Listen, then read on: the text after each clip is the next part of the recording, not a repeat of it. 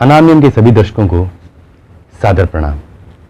अक्सर मुझसे ये पूछा जाता है कि पेट की चर्बी को हम कैसे कम कर सकते हैं। यह सवाल सिर्फ मुझसे ही नहीं, बहुत से डाइटिशियंस, योगा ट्रेनर्स और जिम ट्रेनर्स से पूछा जाता है। तो आज मैं आपको बताता हूं कि आप अपने पेट की चर्बी किस तरह से कम कर सकते हैं।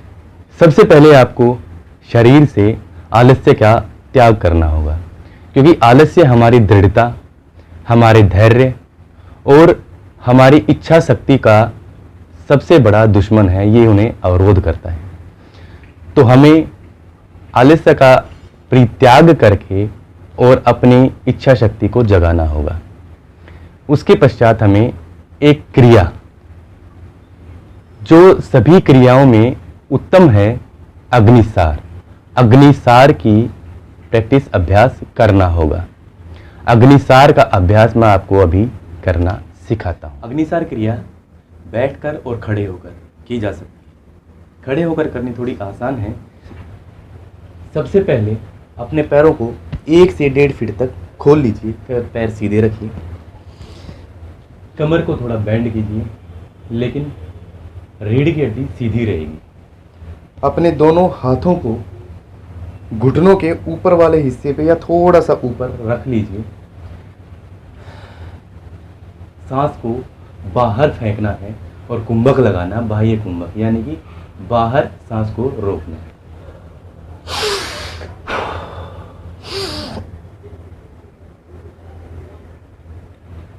इस तरह से हमें पेट में वैक्यूम बनाना है। अब पेट का परिचालन करना है, आगे पीछे। जिस तरह से हम कपालभाति में पेट को आगे पीछे चलाते हैं, अपनी मांसपेशियों को संकुचन और विस्तार करते हैं, वही विधि अग्निसार में भी लागू होती है। तो चलिए मैं करके दिखाता हूँ। हाँ, जो ये हम बाहर हवा फेंक रहे हैं, ये अपने मुंह से ही फेंके, नाक से।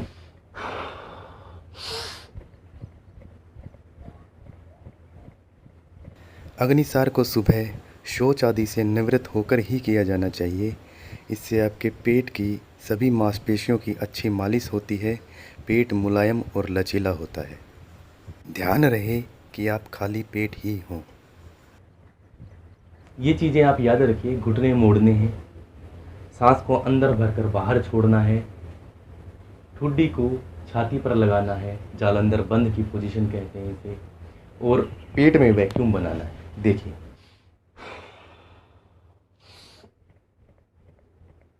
Hernia, ulcer, high BP, operated stomach और पेट दर्द के रोगी इसे ना करें।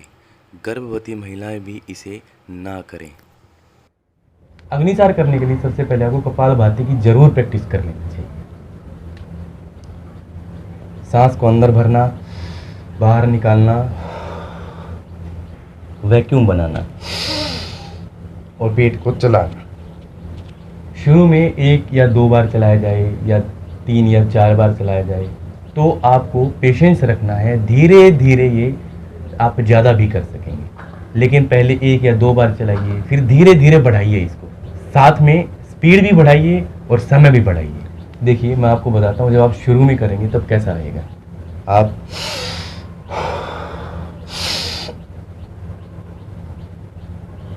ऐसा ही कुछ हो पाएगा, लेकिन जब अभ्यस्त हो जाएंगे उसके पश्चात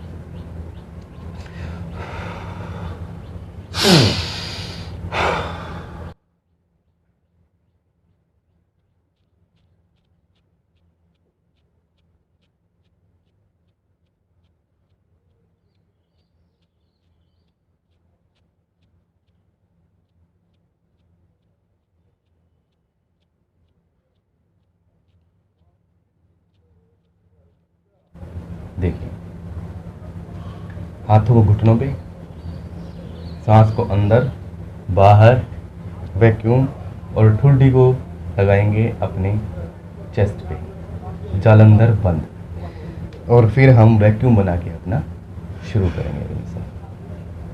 अग्निसार थोड़ी देखने में मुश्किल लगती है, लेकिन इतनी मुश्किल है नहीं। अभ्यास करेंगे आप कर पाएंगे और पेट की चर्बी को बिल्कुल ही ख़त्म कर पाएंगे। अग्निसार के बाद हमें वज्रासन पर भी ध्यान देना चाहिए।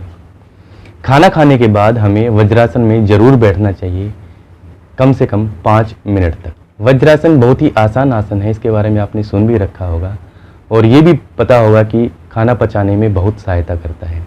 लेकिन मैं आपको बता दूं कि वज्रासन खाना पचाने के साथ साथ हमारे घुटनों को भी मजबूत बनाता है, हमारे पैरों को भी ठीक रखता है। स्वयं श्री ऑस्कर फर्नांडीज MPRS ने ये बात राज्यसभा में सांसदों को बताई है। तो आपको मैं बताता हूं कि वज्रासन में किस तरह बैठा जाता है। शरीर सीधा, दोनों घुटने सटे हुए और पीछे उंगलियां फैली हुई, पैर के अंगूठे आपस में सटे हुए। ये ध्यान रखने वाली बात है कि पैर के अंगूठे बिल्कुल ही सटाने हैं, दूर नहीं रखने हैं। अपनी हील्स को हिप्स का स्टैंड बनाएंगे और सीधा होके मुद्रा में, योग मुद्रा में हम बैठ जाएंगे। जिस भी चीज को आप मानते हैं उसका ध्यान करेंगे। मेडिटेशन, योगा और आपका खाना पचाना, तीनों चीजें एक साथ हो जाती हैं। पैर की उंगलियां फैली हुई हैं, लेकिन जो ये हमारे टोज हैं, अंगूठे हैं, ये सटे हुए हैं। ये सटाने बहुत जरूरी है। सीधा बैठना है, शिथिल छोड़ना है शरीर को और सोचिए, ध्यान लगाइए।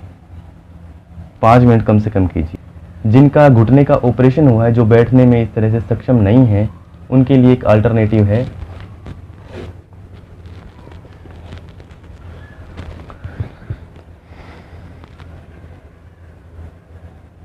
वीरासन। आप आराम से इसमें बैठ सकते हैं।